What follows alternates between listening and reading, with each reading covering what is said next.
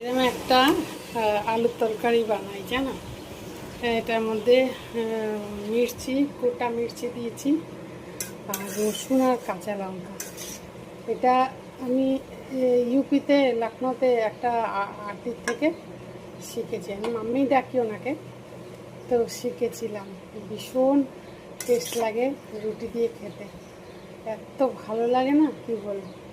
আর এই যে ডাল ডাল মাখনি বানিয়েছি, ওটার মধ্যে ওটা ব্যাটার রয়েছে, চাপা দিয়ে রেখেছি। আর দারুণ খাবার, ডিম দিয়েছি, ওইটার মধ্যে ডিম দিয়েছি।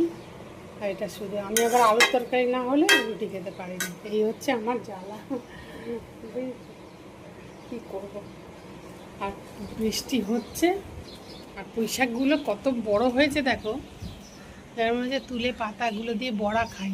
দেখি না এখন না, আর একটু হোক তারপরে। আর এই হচ্ছে আলুর তরকারি হয়ে গেছে কমপ্লিট।